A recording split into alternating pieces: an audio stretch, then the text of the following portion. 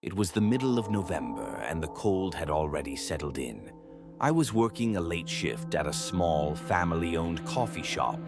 The place wasn't exactly busy, but the regulars came in for their evening cups of coffee, and I kept busy cleaning and making drinks. As the hours passed, the town started to feel quieter, like people were staying in for the night to avoid the freezing cold. It was just me and my manager left, and I figured it'd be a quiet end to my shift. Around 9:30, my manager asked me to take a delivery. It was for a large order, a mix of coffees, pastries, and sandwiches. Nothing unusual. The customer's address was in a secluded part of town, just past the edge of the woods. I hadn't delivered to that area before, but I thought nothing of it. The roads were empty, and the night felt still, too still. As I drove, the temperature dropped, and the air outside felt thick with quiet. I kept my eyes on the road, occasionally glancing at the trees that lined both sides, their bare branches swaying in the wind. The house I was looking for came up quickly, almost too quickly. It was set back from the road, hidden by an old stone wall and tall iron gates. The driveway was long and winding, leading up to a dark silhouette of the house. There were no lights on, except for a faint glow coming from one window on the second floor. I parked near the front and took the order from the back seat, walking up the snow-covered path to the front door. As I approached, I noticed something strange. The footprints in the snow didn't lead to the door. They veered off toward the side of the house, as if someone had walked past it and disappeared. I hesitated for a moment, then shrugged it off. It was late, and I was probably just tired. I knocked on the door. There was no answer. I knocked again, a little louder this time. Still, nothing. I checked the order receipt. The address matched, and the customer's name was on the ticket. I knocked one more time, pressing my ear to the door to see if I could hear anyone moving inside. All I could hear was the wind outside and the distant creak of the trees.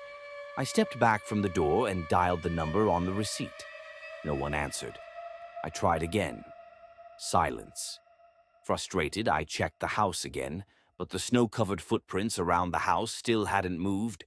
They just stopped. I turned back to the door and knocked one final time, loud enough to rattle the frame. Just then, I heard something from behind me. A low, dragging sound, like something heavy being dragged through the snow. I spun around, but there was no one there. The sound stopped immediately, and the only thing I could hear was the rustling of the wind. I stood there, frozen for a moment, trying to shake the uneasy feeling crawling up my spine. Then I saw it. A figure, tall, hunched over, walking slowly toward me from the side of the house. They were wearing a large coat, their face obscured by the hood. For some reason, my first thought wasn't to run, but to ask if they were the one who ordered the food. I stepped toward them, and when I called out, they didn't respond. They just kept walking, their movements unnaturally slow. I asked again, louder this time. Still no answer. I stopped in my tracks, my heart starting to race. There was something about the way they moved, almost like they were dragging their feet on purpose. The closer they got, the colder the air seemed to get, until I felt like I couldn't breathe.